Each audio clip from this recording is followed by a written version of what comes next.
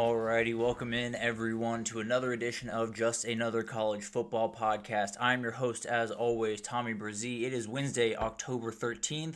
We're 10 days out from college football getting underway, which means we got to make some more picks. And today it's all about the Big Ten. We'll get into storylines about the Big Ten. We'll talk about the tiers as I see it as of right now. Kind of a messy conference. At least at the top, we have those three teams, and then gets very messy after that. Then we have a couple of players to watch on every single team, and then I'll give my championship pick, give all my superlatives, all that fun stuff at the end of this. So let's go ahead and jump in. There's a lot to talk about this conference going into this year. Obviously, Penn State's going to be a big topic of conversation, and we'll get to that here in a second, but I do want to start with the other two teams that are perceived to be at the top of this conference at the very least, in Oregon and Ohio State. I think of every team really in the country, you could probably say these two are at very least in the top five of teams that have to quote-unquote reload if they want to be in the playoff this upcoming year. Ohio State loses, I believe ended up being 14 guys to the NFL draft. You have Oregon that loses a ton of people and lost Evan Stewart earlier on in the offseason to an injury.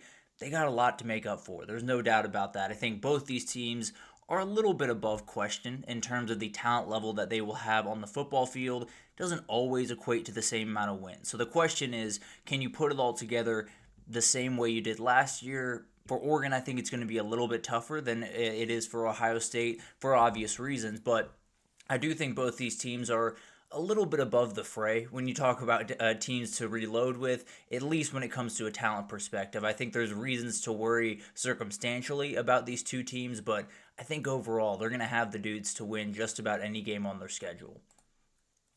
Then we got to talk about Illinois. A lot of talk about the Illini heading into this year, and that's always been kind of a mixed bag for Illinois going into the year, but at the end of the day, it seems like a lot of people are dubbing him this year's Indiana. Now, I don't think the schedule is going to be quite as nice to Illinois as it was to Indiana a year ago, but they're sitting at 11th in the AP poll and are expected in a lot of respects to make a CFP type run this upcoming year. There's a lot changing over there.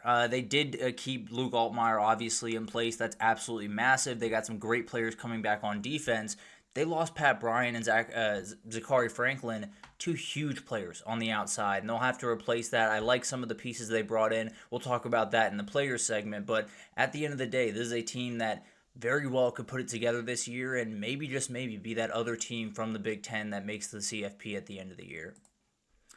Then we got new quarterbacks all over the place in this conference. Whether you want to talk about Fernando Mendoza taking over at Indiana, that possibly could, repeat the magic that they had a year ago. We have Bryce Underwood coming in as a freshman, and he absolutely will be the starter. I know they haven't officially named someone, but when you are paying that price tag for someone, you're probably starting that guy. Then you obviously have Julian Sain, you have Dante Moore at Michigan, Dante Moore at Oregon, and a number of other guys that are going to be big-time players on huge teams that really need to step up. Obviously, Drew Allar's in place. Luke Altmaier's in place at Illinois. Dylan Raiola is not a new quarterback in this conversation, but at the end of the day, I think you look at this conference loaded with really, really good quarterbacks, a lot of them going into their very first starting job or just a new situation altogether, and we'll have to figure out which one lands on their feet the best. That's probably the team that you're going to find in the Big Ten Championship at the end of the year. Can Julian Sain put it all together? Maybe Fernando Mendoza does for Indiana. Maybe Dante Moore does for Oregon, and that's the team that ends up taking over this conference. And I think quarterback play is going to go a long way, especially in a conference that tends to be decided on the ground. You're obviously going to have a couple of big-time plays through the air that could change this conference altogether. Then you got Michigan, and we got to talk about the Michigan-Ohio State game. Could they possibly do it again? Obviously, this is going to be a big question in Columbus as you get a little bit closer to this game. Ryan Day got a lot off his back last year. He won a lot of big games that he had not won in the past. Obviously got the national title to go with it. You got to win this one. There's no two ways about that. I know it's not quite as... It doesn't sting quite as much for Ohio State fans knowing what they did after it. It's still something that sticks with them. I can absolutely promise you that. You always talk about, when you're talking about the national championship team from Ohio State in 2024, you're going to say a lot of incredible things about the run that they had in the last 4 games, the ability that they did, or what they did in the portal to make all this happen. And then you're going to have to say, but they still lost to Michigan at the end of the year. They still somehow found a way to lose that game 13-10. and Michigan has a chance to do it again. Now, I think it's going to be tough. I think they're going to have to put together a very nice season and a very nice game, obviously. But the reality is, I thought there were less good chances last year, and maybe even the year before that, and Michigan was able to do it. So this is a team that absolutely has the ability to make that happen. It's just going to be really, really interesting to see how this unfolds, and obviously how it unfolds around Ryan Day if Michigan is able to knock off Ohio State for, I believe, a sixth straight time. I might be shortchanging Michigan there even, but a remarkable storyline that we'll have to wait quite a bit to get the conclusion to, but cannot wait for that game, and always a game that is going to hold a lot of weight no matter what happens outside of it. Then you got the year 3 rule. Is it a rule or just kind of a thing that has been happenstance for the last 2 times? When he was at Temple, he won 10 games in his second year, won 11 in his third year at Temple, excuse me.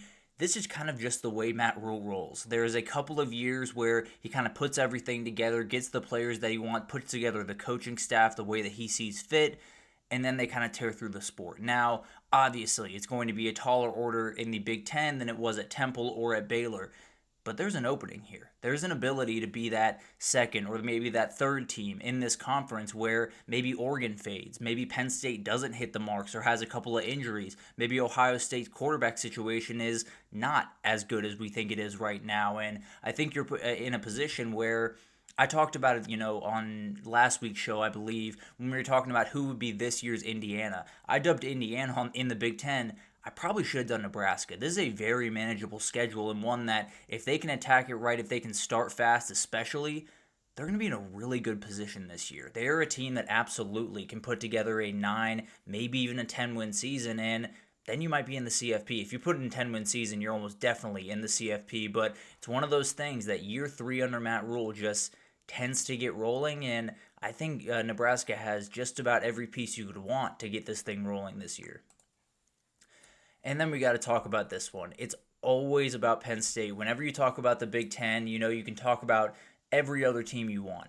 It always comes back to this team because I think we all understand this is the most talented team that James Franklin has had. This is probably the best quarterback situation he's had in quite some time. The best running back duo maybe in the entire country, although people in South Bend, would kind of deny that a little bit, but an elite running back duo. The wide receiver talent is much better. We don't know how all that's going to come together, but when you have a trio of Trevor Pena, Kyron Hudson, and Devontae Ross, you're going to have a pretty good group. Now, do they put that to great use? I don't know, but at the end of the day, the talent level there is much higher than it has been in the past year. You could make the argument they have the best, and if not a top 3 offensive line in the entire country, a really veteran defense. You do lose Abdul Carter, which is an absolutely massive player, one of the most important players in the entire country a year ago, but you got really good players behind him. We'll talk about one a little bit later in the show, but the reality is this is their moment. And I really don't know if there's going to be a quote-unquote better moment to pull off a national title type run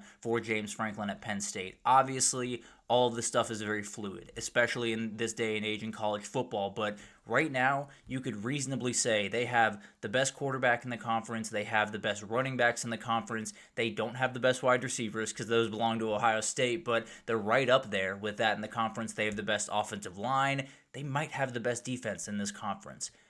They have the opening. The opening is there more than it ever has been before. The team is there to go to a national title and possibly win it.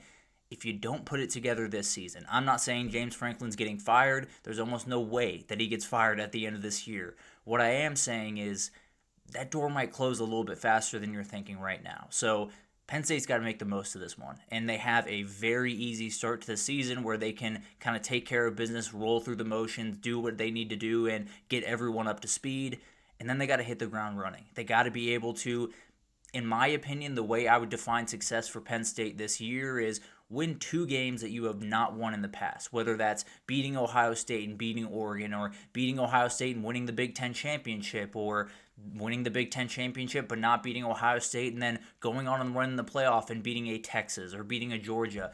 Beat the teams that have totally eluded you over the last 10, 11 years, and you have a chance to win a national title. And I don't know how much better of a chance you're going to get in the coming years. So while I might define success as a little bit lower maybe than other Penn State fans, they want to see a national title, and I totally understand why. This is a very, very good football team that is around a lot of teams with a lot of questions. So I think it's one of those teams that you look at and you say, if not now, then when? And it'll be fascinating to watch. It's as much pressure as been on James Franklin pretty much ever, and he's had quite a bit of pressure in the past. So it'll be awesome to watch that unfold. Obviously, there's plenty of other storylines. Can Indiana repeat what they had a year ago with Fernando Mendoza coming over? Can there be, another team out of nowhere that could find their way into the mix like Indiana did a year ago? Could Nico Iamaleava hit it big? I know they were talking big about him. I believe it was Chris Hummel over on 247 that was talking about.